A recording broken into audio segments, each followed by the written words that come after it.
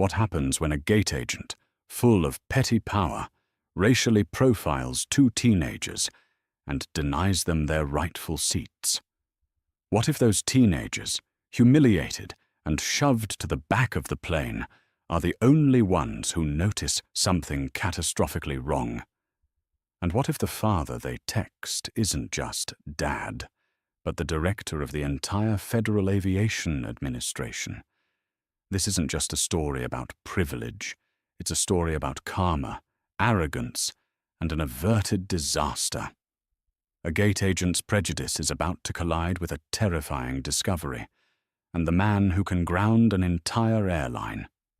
The air in Hartsfield-Jackson Atlanta International Airport, ATL, wasn't just air. It was a pressurized soup of anxiety, perfume, and fast food.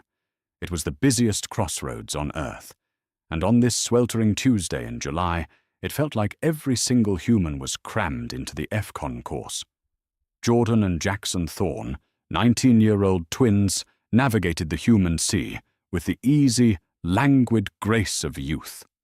Jordan, her braids tied up in a precise knot, was checking the departure board on her phone. Jackson, towering over her by a good 6 inches, had his noise-cancelling headphones on, a silent barrier against the chaos. They were identical in their high cheekbones and intelligent, watchful eyes, but opposites in demeanor. Jordan was focus. Jackson was flow. They were flying to London Heathrow for a prestigious summer law internship, a stepping stone on the path their father had helped pave. They were flying Global Air Flight 22. Their father, Marcus Thorne, travelled so often for his job that his global reach status was stratospheric. He'd used his miles to book them 2 confirmed seats in Global First, the airline's flagship business class. It was a treat, a congratulations for their internships. They arrived at gate F10. The boarding area was a disaster zone.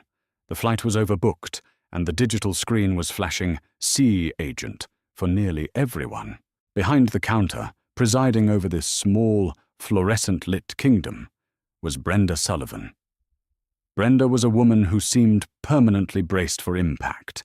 Her blonde hair was sprayed into a rigid helmet, and her Global Air uniform jacket looked 2 sizes too tight, the buttons straining. She was a 15-year veteran of the gate, which meant she had seen everything and was impressed by nothing. Today, her flight was oversold, a maintenance delay had just cleared, and her patience had evaporated 3 hours ago. She was currently dealing with an elderly couple, shouting at them with exaggerated, slow-mouth patience. "I can't change the seat. The computer says no." Jordan and Jackson waited politely in the Global First priority lane. When the couple finally shuffled away, defeated, Jordan stepped forward, smiling. "Hi, good afternoon. Jordan and Jackson Thorne, checking in for GA22. Brenda's eyes flicked up. She scanned them. Designer sneakers, well-fitted casual wear.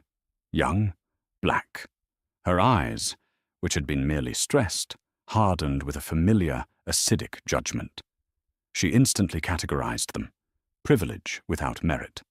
Probably buddy pass riders, flying for free on some employee's benefits, trying to scam an upgrade. "Passports," she snapped, not returning the smile. Jordan handed them over. Brenda typed with punishing force. Tap, tap, tap, clack. "Yeah, I see your tickets," Brenda said, her voice loud enough for the people behind them to hear. "You're in 34E and 34F. Jordan's smile faltered. "I'm sorry, there must be a mistake. We're confirmed in 4A and 4B. I have the email confirmation right here." She held up her phone. Brenda didn't even look at it. "There's no mistake. The system had to reprocess the upgrades due to an aircraft swap. We had to accommodate our full-fare revenue passengers. You've been reassigned. 34E and 34F, middle and aisle, in the last row of the main economy cabin. But we are confirmed," Jackson said, pulling his headphones down. His voice was deep and calm. My father paid for these upgrades. They aren't requests. They're confirmed seats." "Sir," Brenda said, her voice dripping with condescension, "everyone's a confirmed millionaire until the computer says otherwise. We have a full flight, and our actual first-class passengers take priority." She began printing out new boarding passes. "You're lucky to get on at all." "Who are these actual passengers?" Jordan asked, her sense of justice kicking in. "We've had these seats for 2 months." Just then, a white couple in their late 40s, dressed in wrinkled linen, rushed up to the counter, breathless. "Oh, thank goodness. Hi, Brenda. We're the Millers. My husband's status. We were on the wait list." Brenda's entire demeanor transformed. A brilliant, toothy smile bloomed on her face. "Mr. and Mrs. Miller. Of course, I've been waiting for you. I managed to work some magic." She typed for a moment. "And there we go. I got you 4A and 4B. You're all set. Have a wonderful flight to London." She handed the Millers the exact boarding passes that should have belonged to the twins. Jordan and Jackson stared, speechless. The racism wasn't a microaggression. It was a cannonball. Brenda had given their paid, confirmed seats away to a white couple on a wait list, purely based on her own prejudice. "Wait," Jackson said, his calm voice now edged with steel. "You just gave our seats away, right in front of us."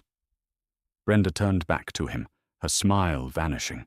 She shoved the new boarding passes for 34E and 34F toward them. "This conversation is over. You're holding up the line. Take these seats or be removed from the flight for non-compliance. Your choice." "This is unacceptable," Jordan said, her voice rising slightly. "I need to speak to your supervisor." Brenda tapped her own name badge. "I am the supervisor, and I'm telling you to board the aircraft. Now." Defeated, humiliated, and seething, the twins took the passes. There was nothing else to do. They couldn't start a fight that would get them arrested. As they walked down the jet bridge, Jackson looked back. Brenda Sullivan was laughing with the Millers, pointing them toward the priority lane. "I'm reporting her, Jordan," Jackson muttered. "I'm reporting her to Dad, and he's going to get her fired." "Later," Jordan said, trying to control her anger. "Let's just get to London. We'll deal with it later." But later was about to arrive far sooner and far more dramatically than either of them could have ever imagined. The walk down the jet bridge felt like a mile-long parade of shame. The Group 1 passengers, sipping champagne in their lay-flat pods in Global First, glanced up as the twins shuffled past, dragging their carry-ons toward the economy cabin. The Millers were already settling into 4A and 4B, clinking glasses. As they passed the galley by the L2 door, the second door on the left, Jordan paused. "Do you smell that?" she whispered. Jackson, who had put his headphones back on, pulled them off. "Smell what?" "That smell. Like ozone? Like a hot wire." Jackson sniffed the air. He caught it. A faint, acrid, chemical smell. It was sharp, like burning plastic or an overheating electrical component. It was definitively not jet fuel. At that exact moment, they saw 2 men in maintenance vests standing on the catering platform just outside the open door, having a low, heated argument with a ground crew member. The twins could only catch snippets. "Log says it was serviced, but the chiller unit is still throwing a fault code. Just reset it. We don't have time to ground this thing for a Cinnabon cooler. Captain wants an on-time pushback. Sign the book." The maintenance worker shook his head, looking deeply unhappy, but he scribbled his name on a tablet. A flight attendant, a young man named Kevin with a practiced plastic smile, saw the twins lingering. "Folks, please move along. We need to get everyone seated." "We smell something," Jackson said, pointing toward the galley wall. "It smells like burning plastic." Kevin's smile didn't flicker. "Oh, that's just the APU exhaust," he said, using the acronym for the auxiliary power unit. "It sometimes blows back onto the jet bridge. Or it's the brakes. It's totally normal. Please, find your seats." He physically gestured them down the aisle. "It doesn't smell like exhaust," Jordan insisted, but they were being pushed along by the tide of passengers behind them. They finally reached their seats, 34E and 34F. It was as bad as they'd feared. The last row, non-reclining, squashed between a crying baby and the hydraulic roar of the lavatories. They crammed their bags into the overhead bin and folded their long legs into the cramped space. The plane finished boarding. The doors were closed. The captain, a man with a folksy, reassuring voice named Captain Davies, came on the PA. "Well, good evening, folks. This is Captain Davies. Welcome aboard Global Air 22 with non-stop service to London. We're all buttoned up, and we're just waiting on the ground crew to pull the bridge. Should be in the air in about 10 minutes. But the smell was still there.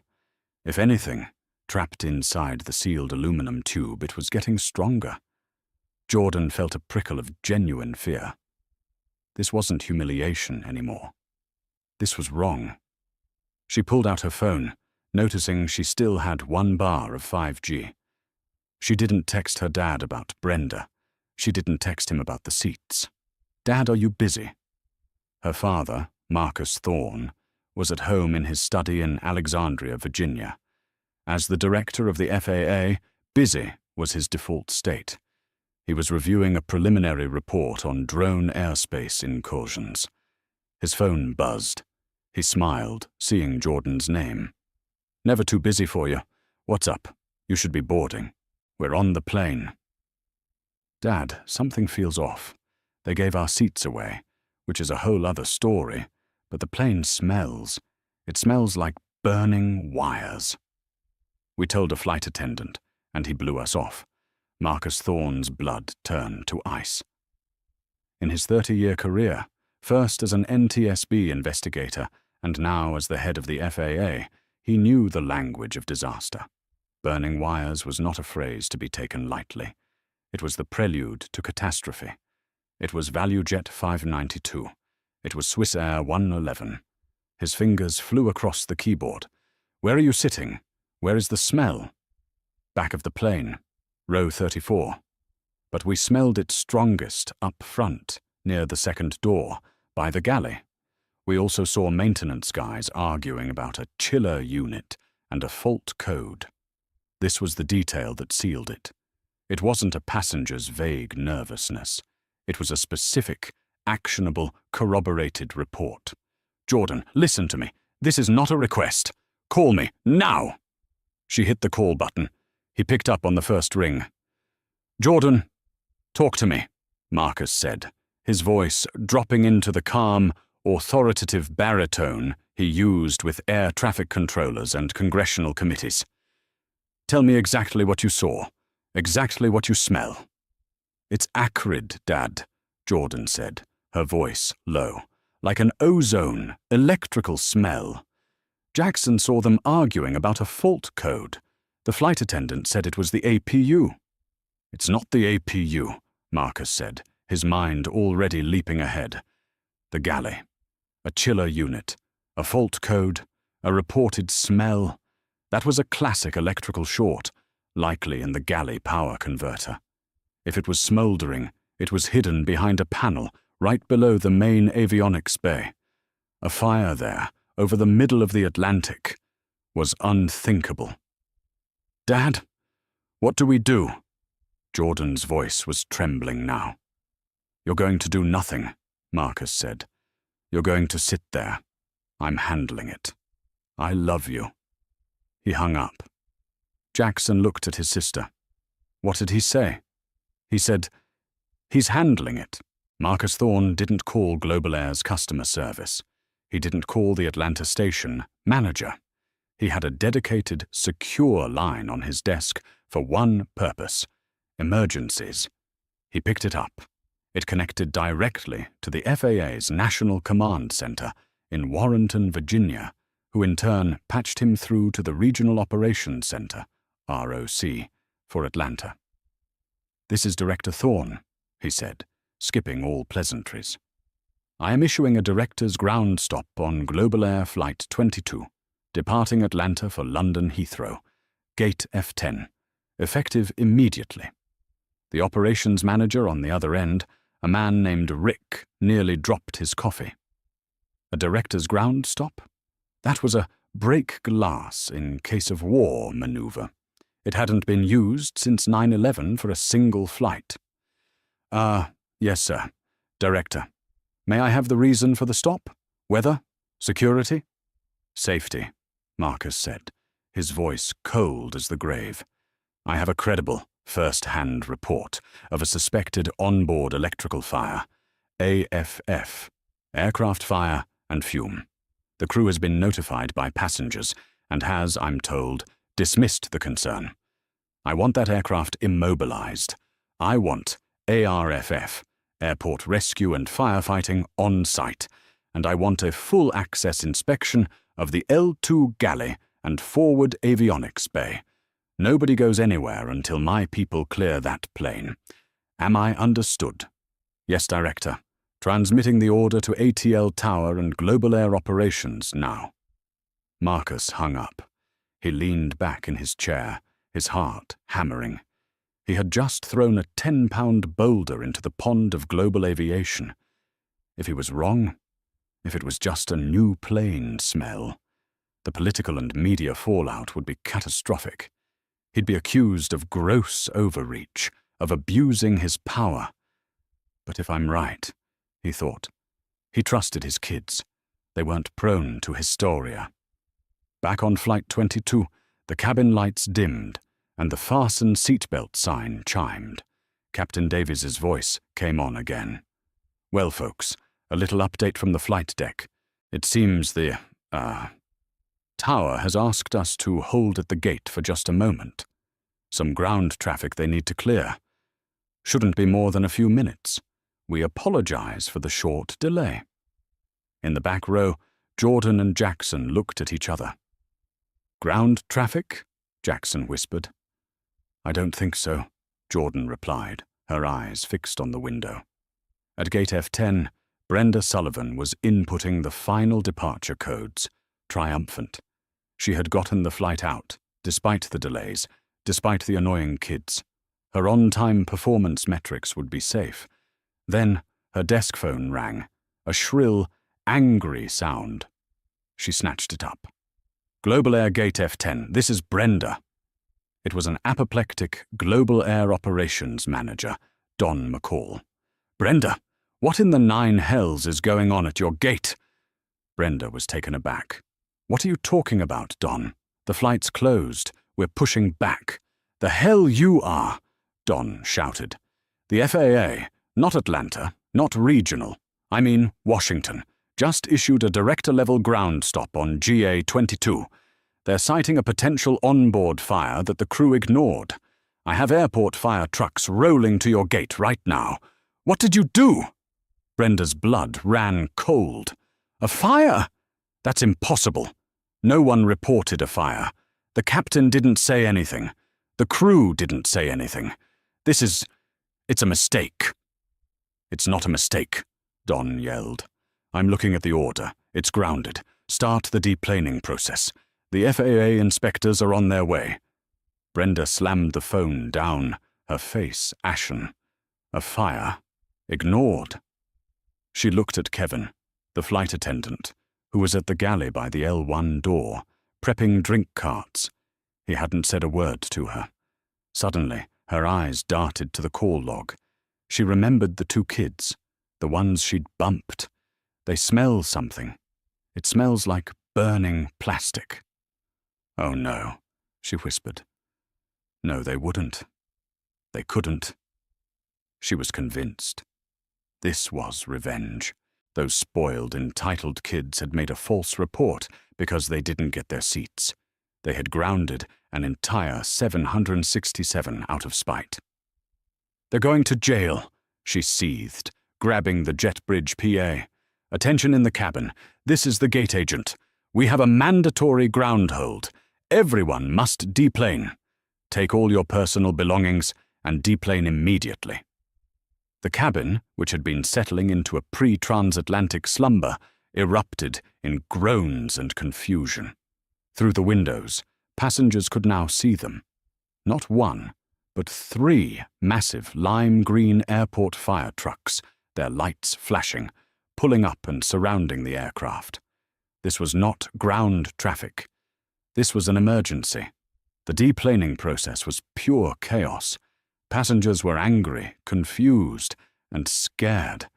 The sight of fire trucks tends to erode confidence. Brenda Sullivan stood at the top of the jet bridge, her face a mask of thunderous rage. She was directing traffic, but her eyes were scanning every face, searching for the Thorne twins. As passengers filed off, the flight crew, including Captain Davies and First Officer Reynolds, came off first, looking baffled and furious. "What is this, Brenda?" Captain Davies demanded. "The tower told us we were grounded by the FAA. Something about a fire?" "That's what they said," Brenda snapped. "Apparently a passenger reported it. Seems we have a credible threat." She used air quotes, her voice dripping with sarcasm. Just then, 3 people in dark blue FAA windbreakers, led by a no-nonsense man with a clipboard, pushed past the passengers.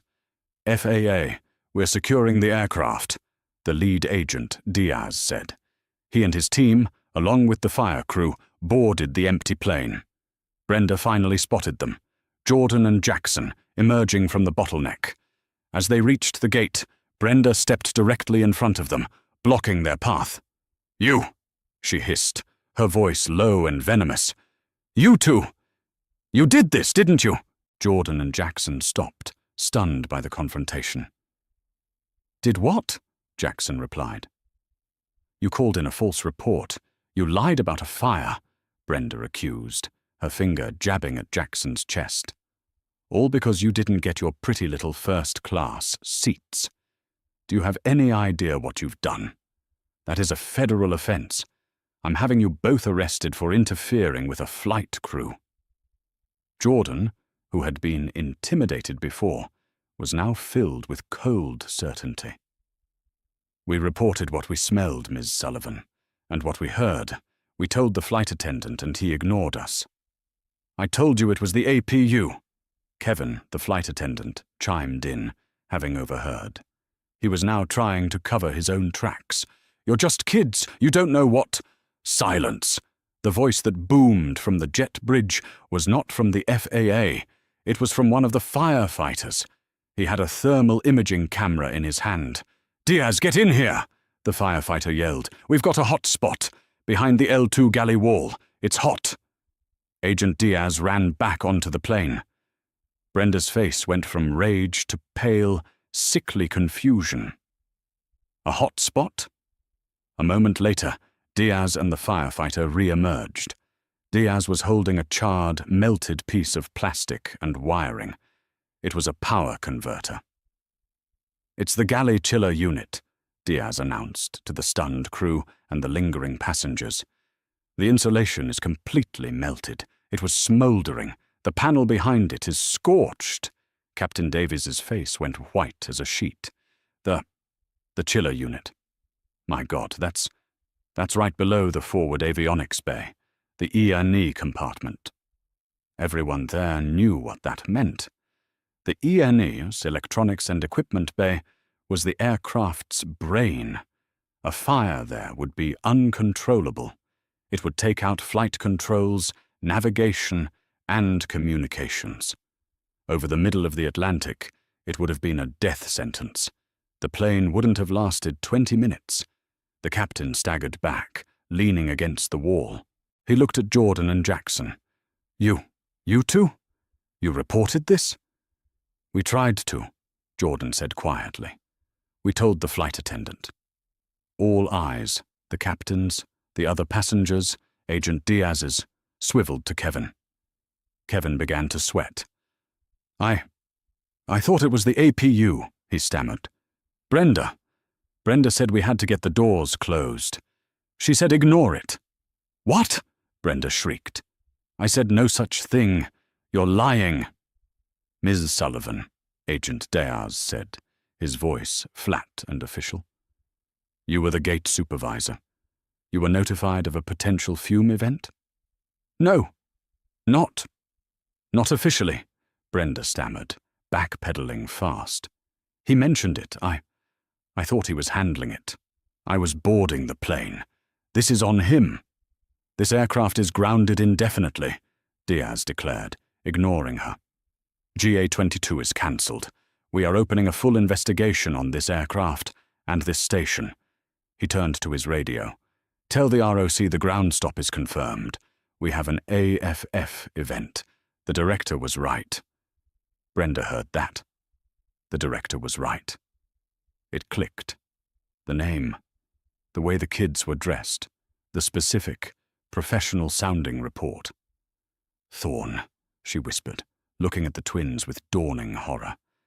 Your name is Thorne. Jackson just looked at her, his expression unreadable.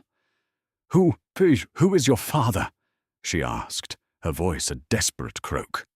Our father, Jordan said, her voice clear and carrying in the now silent terminal, is Marcus Thorne, director of the FAA.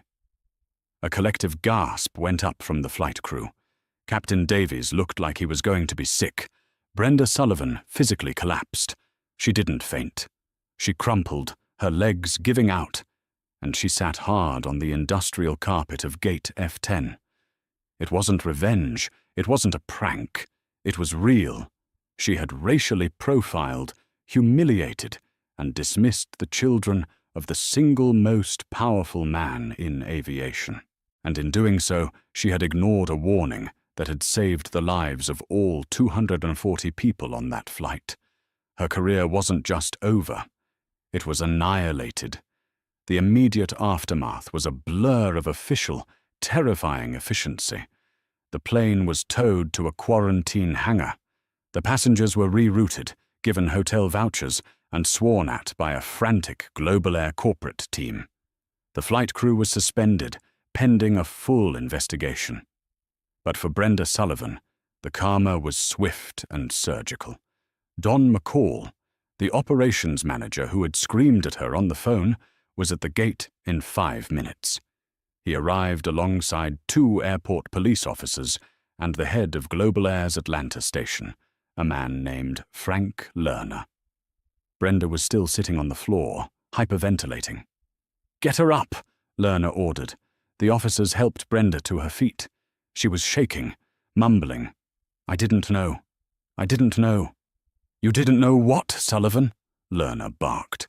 That you shouldn't ignore a fire warning, or that you shouldn't bump the children of the FAA director. Which one are you apologizing for? It was Kevin, she tried, her voice cracking. The flight attendant. He's the one who... Agent Diaz, Lerner called out. The FAA agent was taking statements. What's your preliminary? Diaz flipped a page on his clipboard.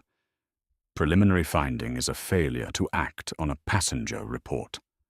The flight attendant, Kevin, alleges he relayed the concern to the gate supervisor, Ms. Sullivan, who instructed him to ignore it and get the doors closed to maintain the on-time departure. He's lying, Brenda screamed.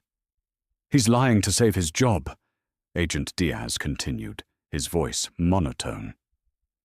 Furthermore, the passengers who made the report, Jordan and Jackson Thorne, state they were dismissed by the flight attendant.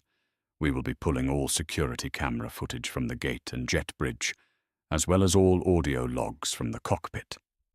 Lerner looked at Brenda. The security footage. That was the nail. It would show her fawning over the Millers. It would show her jabbing her finger at the twins. It would show, in cold, digital clarity, her every prejudiced action. Brenda, Lerner said, his voice quiet, which was far scarier than his yelling. Give me your badge. What? Frank, no, please. I've been here 15 years. It was a mistake, an honest mistake. An honest mistake is forgetting to put a tag on a bag, Brenda, Lerner said. Ignoring a fume report that could have killed 240 people. That's not a mistake. That's a catastrophe. You did it to protect your on-time metric. You endangered this entire aircraft. He held out his hand. Your CIDE badge. Your Global Air ID. Now. Sobbing, Brenda unclipped the lanyard from her neck. The plastic ID, her key to the kingdom, her symbol of power, was handed over. You are suspended, effective immediately, pending termination. The officers will escort you out. You are not to set foot on airport property without a police escort. We're done. Frank, please, she begged. We're done, Brenda. As the officers led her away, past the staring, whispering passengers, she made one last, desperate attempt. She saw Jordan and Jackson standing by the window with Captain Davies, who was personally apologizing to them. You! Brenda shrieked, lunging against the officer's grip. You did this to me. You and your father. This is an abuse of power. Jordan didn't even flinch. She just met Brenda's gaze. You were right about one thing, Miss Sullivan, Jordan said, her voice clear and strong. It is a federal crime to interfere with a flight crew. And it's a federal crime to falsify a safety log or ignore a credible safety threat. Brenda had no answer. She was dragged away, her cries echoing down the concourse. But the grounding had only just begun. This wasn't about one flight anymore. Marcus Thorne was furious, not just as a father, but as a regulator. His children had been the victims of racial profiling. He knew it, even if it was hard to prove in court. But what he could prove was that Global Air's Atlanta station had a culture that prioritized schedules over safety. The next morning, Global Air's CEO received a formal notification. The FAA was initiating a focused audit of the entire Atlanta hub, citing the GA-22 incident. This was the real grounding. For the next 3 months, FAA inspectors descended on ATL. They were not friendly. They tore through maintenance logs, staff schedules, and training records. They shadowed gate agents and baggage handlers. They conducted surprise inspections on aircraft. They found a systemic, rotting culture, just as Marcus had suspected. They found dozens of pencil-whipped maintenance sign-offs, just like the one on GA-22's chiller. Evidence of gate agents being given bonuses for on-time departures, creating a perverse incentive to cut corners. Inadequate training on fume and fire events for cabin and ground crews. The audit was a bloodbath. Frank Lerner, the station chief, was fired. Don McCall, the ops manager, was demoted. Global Air was hit with a staggering $10.5 million fine, one of the largest in aviation history, for systemic safety violations. The airline stock plummeted. The media had a field day. Global Air fined millions. After FAA directors' children avert disaster. The karma for Brenda's prejudice wasn't just losing her job. It was the public, humiliating, and complete dismantling of the very system that had given her the petty power she so clearly abused. For Brenda Sullivan, the world ended. She was, as she had predicted, blacklisted. In the tight-knit aviation community, the story of Brenda from Atlanta became a cautionary tale. She was the woman who ignored a fire report from the FAA director's kids. No airline, not even a budget carrier, would touch her. Her 15 years of experience were now 15 years of liability. She applied at Delta. Rejected. American. Rejected. Southwest. Rejected. She filed a lawsuit against Global Air for wrongful termination. She claimed she was a scapegoat, that Kevin, the flight attendant, was the one responsible, and that she was a victim of a political hit job by Marcus Thorne. The lawsuit was her final, fatal mistake. It moved to the discovery phase. Global Air's lawyers, eager to prove their compliance with the FAA's new consent decree, handed over everything. Her lawyer sat her down in a bleak, windowless office. "Brenda, we have a problem." "What problem? They fired me without cause." He tossed a hard drive onto the table. "This is the problem. This is the security footage from Gate F10. He played it. There it was, in high-definition color.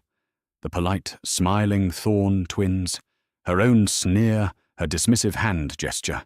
Then the immediate, beaming, fawning transformation for the Millers.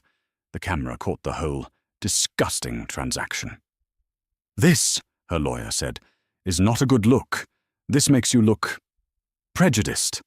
"I'm not prejudiced," Brenda insisted, her voice shrill. "I was just following procedure. They were on standby upgrades." "They weren't," the lawyer said flatly.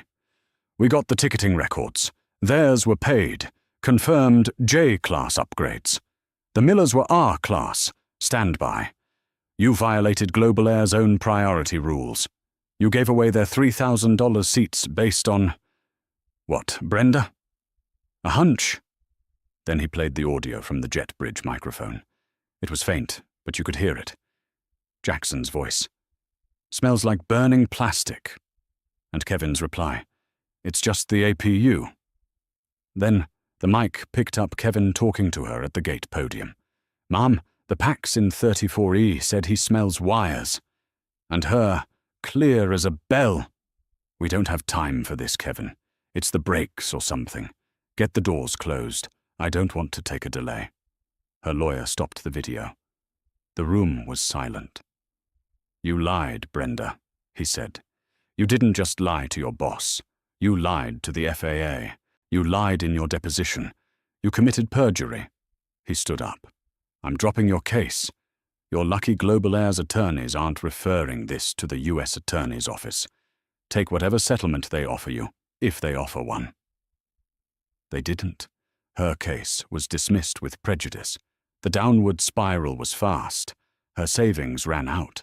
Her Cobra insurance expired. She lost her condo in Buckhead. She had to sell her car. After 6 months of failed interviews, she finally found a job. It was the only place that would hire a middle-aged woman with no references, and a 15-year gap in her resume she couldn't explain. The pay was minimum wage. The uniform was a polyester polo shirt and a paper hat. She was working at the Cinnabon, in the F concourse, the very same concourse where she had once ruled. Every day she had to roll dough and frost buns, the sickly sweet smell of cinnamon clinging to her. And every day she had to watch the massive Global Air 767s push back from Gate F10, the gate right across from her stand, taking off for London, Paris, and Rome. She was trapped in her own personal hell, a ghost haunting the site of her greatest failure. The 6 months that followed the grounding of Global Air Flight 22 were not just a period of time, they were a crucible. For some, they were a period of painful, necessary rebirth. For others, they were a slow, agonizing slide into an abyss. The FAA's focused audit, personally overseen by Marcus Thorne, was as brutal and precise as a surgical strike. It was not punitive. It was, as he stated in his press briefing, a non-negotiable restoration of public trust. The findings were damning. The $10.5 million fine was just the headline. The real damage was in the consent decree, a legally binding document that gave the FAA direct oversight of Global Air's Atlanta hub for 2 years. The human cost for Global Air's management was total. Frank Lerner, the station chief who had overseen the culture of schedules over safety, was fired. His photo was removed from the Employee of the Year wall, leaving a blank, rectangular patch of faded paint. Don McCall, the operations manager, whose voice had shattered Brenda's confidence, was demoted and exiled, given the choice between termination or managing the de-icing cruise in Anchorage, Alaska. He took the job. Kevin, the flight attendant, was fired within a week.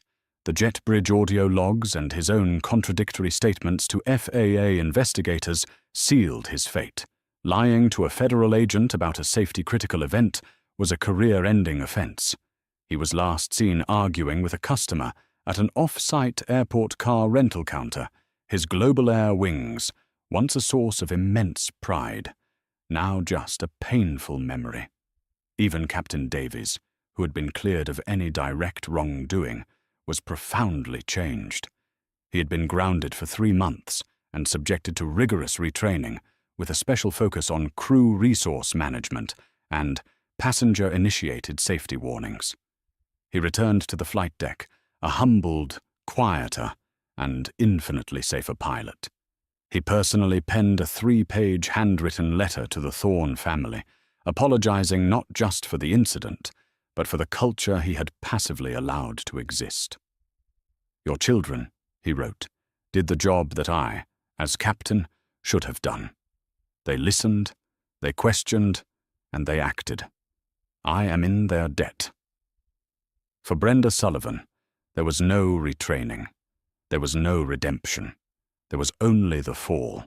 Her lawsuit for wrongful termination was a catastrophic miscalculation. Global Air's legal team, now operating under the terrified scrutiny of the consent decree, had no interest in protecting her. They buried her in discovery.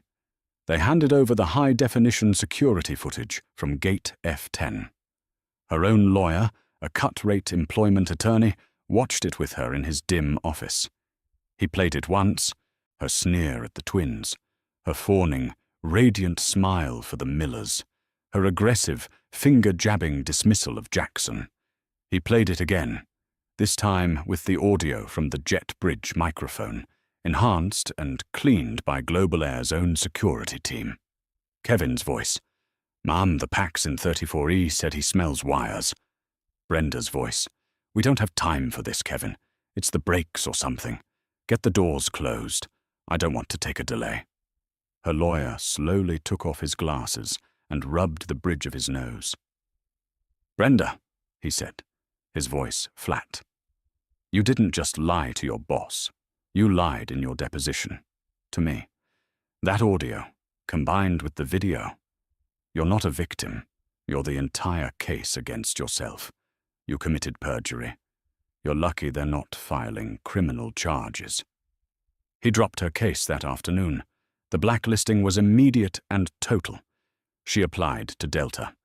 The hiring manager was polite until she got to the Global Air 15 years part of her resume. "Oh," the manager said, the name Brenda Sullivan clicking. "You're that Brenda from GA22. The interview was over in 90 seconds. We'll be in touch." They never were. She tried American. She tried Southwest. She even tried the budget carriers. The response was the same. She was radioactive, a walking symbol of the worst possible industry failure. Her savings, which she had hoarded over 15 years, evaporated. The condo in Buckhead, her pride and joy, went into foreclosure. Her car was repossessed.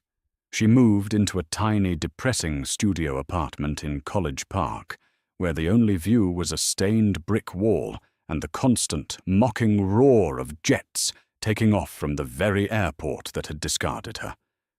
She was bitter. She was broke. And she was furious. In her mind, she was the victim. Marcus Thorne was a corrupt tyrant.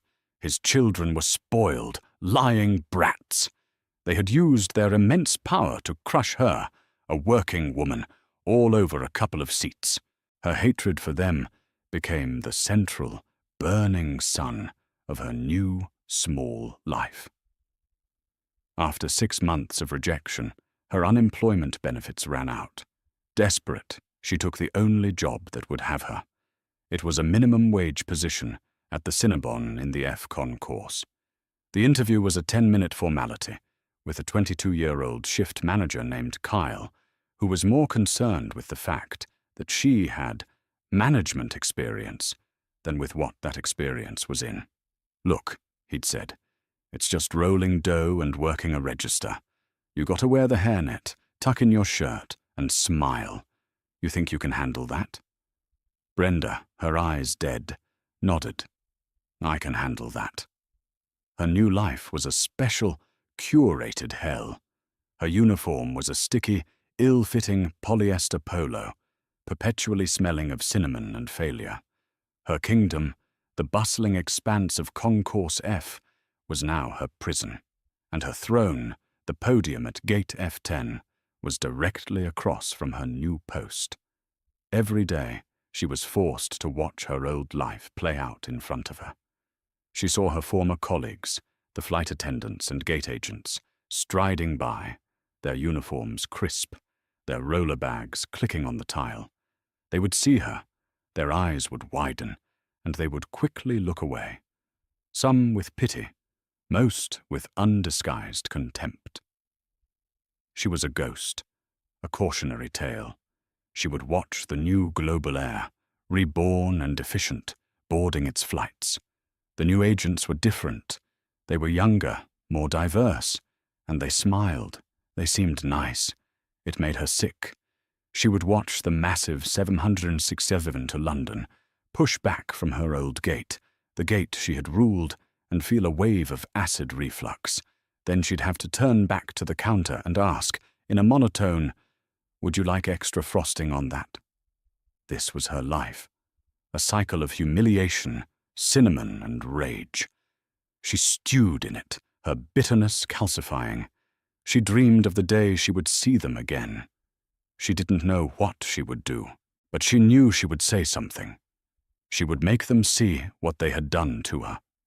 That day finally came on a bright, clear Tuesday in January. Marcus Thorne was flying to Atlanta. He was the keynote speaker at the annual Southern Aviation Safety Conference. The title of his speech, plastered on banners throughout the terminal, was "Culture Over Schedules, The Lessons of Global Air 22. He wasn't flying alone. Jordan and Jackson, home from London, had flown with him. As a sign of good faith, and to personally inspect the results of his audit, he had booked them all in Global First. On Global Air. Their flight from London was a surreal experience. The entire crew knew who they were. The lead flight attendant, a veteran named Sarah, had tears in her eyes when she greeted them. "Director Thorne," she said, her voice thick with emotion. "I was the lead on the sister ship to that 767. We flew the same route. We all knew. We knew the Atlanta station was cutting corners. We filed so many reports. No one listened. Your children, they didn't just save that flight. They saved all of us. They saved this airline from itself." The captain, a man named Henderson, came out of the cockpit to personally shake their hands. "An honor to have you aboard, Director. We're a better, safer airline because of your family." When they landed, the plane, fittingly, pulled into Gate F10. As they stepped onto the jet bridge, a man in a sharp new Global Air suit was waiting for them at the podium. He looked nervous, but professional. "Director Thorne, Ms. Thorne, Mr. Thorne," he said, extending a hand. "I'm David Chen. I'm the new station chief for the Atlanta hub. On behalf of all of us at the new Global Air, I want to personally welcome you." "Mr. Chen," Marcus said, shaking his hand firmly. "A pleasure. Your on-time performance and your safety metrics have been improving steadily. We're impressed." "We're trying, sir. We're all trying," Chen said, visibly relieved. "Please let me escort you through the concourse." As they walked, Jackson, who had been quiet, looked at his sister. "You okay, Jay?" Jordan nodded. "Yeah, it's just weird, being back here." She looked around. It was the same, but different, cleaner, calmer. "Dad," she said, "I'm absolutely starving, and I smell cinnamon." "I could go for a coffee, too," Marcus said, smiling. "Mr. Chen, would you care to join us?" Of course, Director. It would be my honor," Chen replied. The four of them, The director of the FAA, his 2 children, and the new station chief walked the 30 feet across the concourse, directly toward the Cinnabon. Brenda was having the worst day of her new life. The morning frosting machine had broken, she had been written up by Kyle for being 2 minutes late, and a tourist had just yelled at her for not speaking Spanish. She was on the register, her face an oily mask of resentment, her hair plastered to her head under the paper-thin hairnet. She was muttering under her breath about the injustice of it all when she heard a familiar, confident voice. "Yes, Mr. Chen, I agree. The new training protocols seem to be—" Brenda looked up, and her world tilted. It was him, Marcus Thorne, looking impossibly tall, powerful, and rested in a perfectly tailored suit. And next to him, his 2 children, Jordan and Jackson, looking bright, successful, and happy. And with them, fawning like a nervous assistant, was David Chen, her replacement's replacement, the man who had her job. They were all standing there, in front of her, laughing, ordering pastries. This was it, the moment she had dreaded and dreamed of. The humiliation was so profound, so total, it was like a physical blow. The heat rose in her chest, a volcanic, scalding rage. The 6 months of shame, of foreclosure, of scrubbing, frosting vats. It all coalesced into a single, blinding point of hatred. Her mind snapped. "Welcome to Cinnabon," she choked out, her voice a strangled whisper. Jordan looked at her, ordered, "I'll just have a classic roll, please." And then, as she looked up to pay, her eyes met Brenda's. Jordan froze. Her polite smile vanished, replaced by a look of stunned recognition. Brenda saw the recognition, and she saw the pity behind it, and that's what broke her. She would not be pitied. "You!" Brenda's voice wasn't a whisper. It was a shriek. It cut through the entire concourse, the music, the chatter, the rolling bougs. It all stopped. Every head in the F concourse turned toward the Cinnabon. "You!" she screamed again, her finger jabbing at Marcus Thorne. "You did this!" David Chen, mortified, stepped forward. "Ma'am, please lower your voice." "Don't you ma'am me!" Brenda screeched, her face purple. "I know who you are. You took my job, and you—" She whirled on Marcus. "You ruined my life.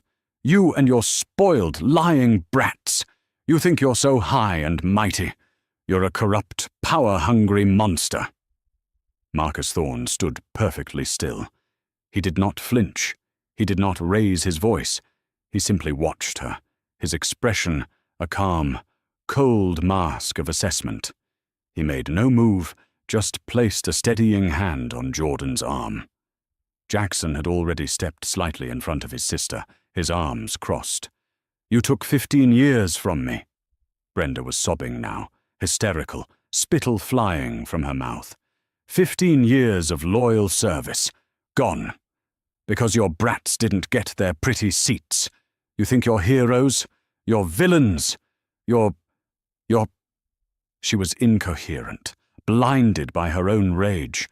She looked for something, anything, to punctuate her fury. Her hand closed on a large plastic tub of vanilla frosting. "This is your fault!" she howled, and with all her strength she hurled it. It missed them. Brenda's aim was wild. The tub hit the pillar just behind Marcus, exploding in a massive, sticky white splatter that rained down on the floor in front of them, speckling David Chen's suit. There was a collective, horrified gasp from the crowd. That was the line. David Chen, no longer nervous, was pure, cold professionalism. He'd been trained for this. This was a Level 2 security breach. He spoke calmly into the radio on his shoulder. "ATL Security, this is Station Chief Chen. Concourse F, Cinnabon. We have a hostile individual assaulting passengers. I need ATL PD, Code 3. Brenda froze. The word assaulting pierced her rage. Her 22-year-old manager, Kyle, ran out from the back. "Brenda, what are you doing? You're fired. You're fired." "Fired?" Brenda whispered, as if in a daze. "Fired?" In less than 60 seconds, 2 airport police officers were there. They saw the frosting, the hysterical woman in the hairnet, and the stunned crowd. "Ma'am, you need to come with us," one officer said, taking her arm. Brenda crumpled. The fight was gone, replaced by a horrifying, empty void. "No! Please, he ruined my life. Please!" She was a weeping, frosting-flecked mess. As they put her hands behind her back, and the cold click of the handcuffs echoed in the silent terminal, she looked up, one last time, at the Thorne family. They were not looking at her with anger, or with fear, or even with triumph. They were looking at her with nothing, a complete, profound absence of feeling. She had been dismissed. David Chen was apologizing profusely. "Director Thorne, I have no words. I am so profoundly sorry. This is not the global air standard, I assure you." Marcus Thorne raised a hand, cutting him off. His voice was calm and clear, easily heard by the people nearby. "Mr. Chen, you have absolutely nothing to apologize for," Marcus said. He gestured with his chin toward the pathetic, sobbing figure of Brenda Sullivan being led away. "You and your team," Marcus continued, "are the new standard. That," he said, "is the last toxic remnant of the old culture. The one that believed it was above the rules. The one that put ego before safety. It appears you've just taken out the last piece of trash." He turned to his children. "Come on, let's get that coffee somewhere else." The 3 of them turned and walked away, their roller bags clicking quietly on the clean tile floor, leaving the mess, the drama, and the ghost of Gate F10 behind them for good. This story is a powerful reminder that prejudice and arrogance have a price. Brenda Sullivan, in her small kingdom at the gate, forgot the first rule of aviation. Safety is not negotiable. She judged 2 passengers by their appearance, and, in doing so, dismissed a warning that saved 240 lives. The karma she faced wasn't just losing her job, it was a public humiliation that ripped away her power and left her with nothing. But the real story is about the quiet heroes, Jordan and Jackson, 2 young people who, even after being humiliated, trusted their instincts and spoke up. And their father, Marcus Thorne, who showed the world what true power is. It's not the power to ruin someone's day, it's the power to enforce safety, to protect lives, and to hold an entire corporation accountable. What do you think? Was Brenda's karma too harsh, or was it exactly what she deserved? Let me know your thoughts in the comments below. And if you enjoyed this story, please hit that like button, share it with a friend, and be sure to subscribe for more real-life drama and karma. Thank you for watching.